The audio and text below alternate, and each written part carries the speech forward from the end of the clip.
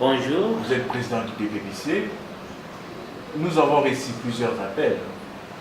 Il y a 3 Équinois qui nous ont dit de vous demander si ils peuvent s'envoler. Je leur demande d'abord d'obéir à l'autorité, ce qui veut dire qu'il faut s'enrôler. Pourquoi il faut s'enrôler? Parce que nous devons accompagner la CENI à sa dernière aventure. Ce qu'elle fait ne peut pas réussir, ne va pas réussir et ne doit pas réussir parce qu'elle est en train d'aller en désordre. Elle nous amène des choses tellement intéressantes, des airs là-bas. Mais vous savez que cet air-là ici, à Kinshasa, il commence les dimanches. Mais dans mon village, dans les Bas-Congo, on a déjà les cartes des lecteurs. La question, pourquoi avoir discriminé Kinshasa? Deuxième question, nous devons être là et être enrôlés parce que la CENI va se retrouver dans ses propres pièges. C'est-à-dire, ce pays est géré d'une manière campagnarde que vous arrivez à la fin de 15 ans, on n'a pas l'état civil. Nous avons demandé à la CENI que pendant qu'on essayait de mettre l'enrôlement des électeurs, l'identité des électeurs, quand cela a failli avec les 3 moyens qu'on devait avoir déjà, mais la corruption qui a élu domicile ici au Congo a fait que ces 3 moyens ne marchaient pas. Le premier moyen, c'était que chaque enfant congolais qui est né devait aller à l'état civil s'identifier, être identifié par ses parents. Les parents ne le font pas. D'accord. On a pensé que l'enfant, quand il aura 5 ans, quand il va entrer à l'école maternelle ou primaire à 6 ans, il va avoir un numéro de CERNI, ce qui nous permettrait de tracer tous les enfants dans tous les secteurs éducatifs. Mais ce numéro de CERNI, les ministères de l'enseignement primaire et secondaire l'utilisent comme une vache laitière que ça ne sert plus à rien. Et maintenant, il fallait être responsable. Mais que pense le CENI?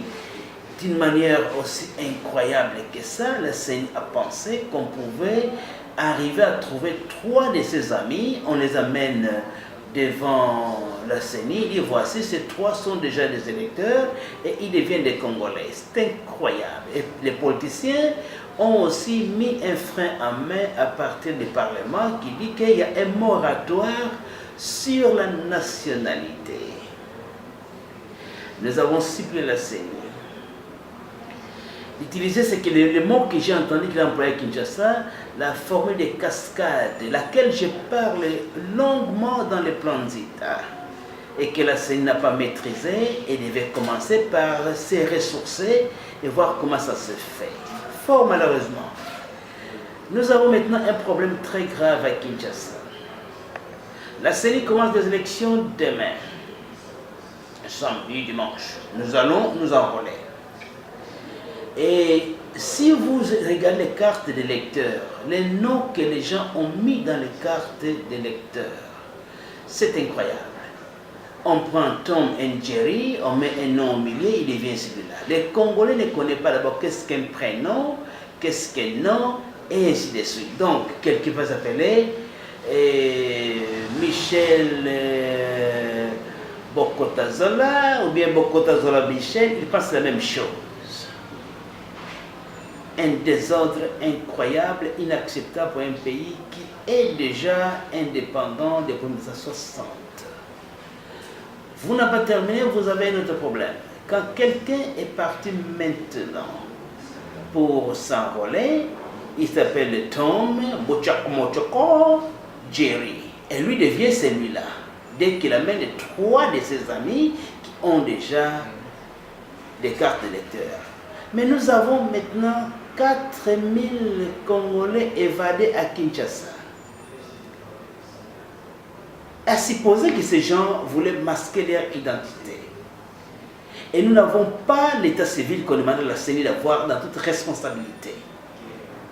Et qu'on peut voir facilement. Parce que ces listes, dans ces circonscriptions électorales, on demandait qu'on puisse avoir une fiche à 4 pages. Une page qui sera au quartier, une page qui va être envoyée au niveau de l'état civil, une page à la CENI et une page de l'intérieur. Là, nous aurons la chance de revoir si il y a un casier judiciaire. Mais maintenant, vous avez quel moyen? Il fallait qu'on, même à présent, ne connaissent pas que c'est un problème sérieux.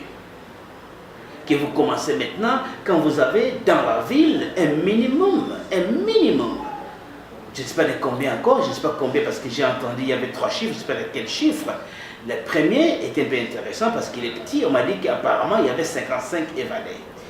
J'apprends qu'il y a plus que 2000, plus que, je ne connais pas les chiffres. Supposez que c'est 1000, supposez que c'est 2000, supposez que c'est 3000. Et c'est 4000. Et si ces gens-là allaient réussir de se retrouver, parce que jusque-là, il y a certaines personnes qui ont gardé compagnie, vous comprenez qu'ils ne sont pas encore tous attrapés. On ne peut pas gérer une nation d'une manière campagnarde et villageoise. Donc, allons aux élections, allons nous enrôler, mais maintenant, ouvrons-les et les bons, parce que la CENI a aussi un autre problème, et elle enrôle les enfants de 16 et de 7 ans.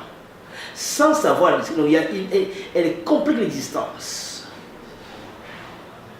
Hormis l'argent qu'elle nous doit, elle a pris notre argent pour les élections provinciales. Elle ne dit pas où est l'argent, n'a jamais reçu l'argent. Elle a une comptabilité à elle-même. Maintenant, il y a un problème qui s'ajoute à un nouveau indicateur. C'est que vous avez des évadés qui sont dans la ville de Kinshasa. Et la CENI commence l'élection. Comment nous allons distinguer, comment nous allons garantir que les gens qu'elle va appeler avec 3 de ses amis ne sont pas les gens que nous cherchons? Donc, je pense qu'il est temps que nous puissions être sincères et de comprendre que le Congo a besoin d'être géré correctement. Et nous disons, il est temps que nous puissions fermer les livres et changer les livres rapidement. Donc, allez pour vous enrôler, afin que nous puissions arriver à verrouiller ce système, que ces gens qui ne peuvent y être ne soient jamais là, que nous puissions corriger les erreurs, que nous puissions vérifier ce qui vont voter, et pourquoi pas, que nous puissions maintenant virer ceux qui ne devaient jamais être là.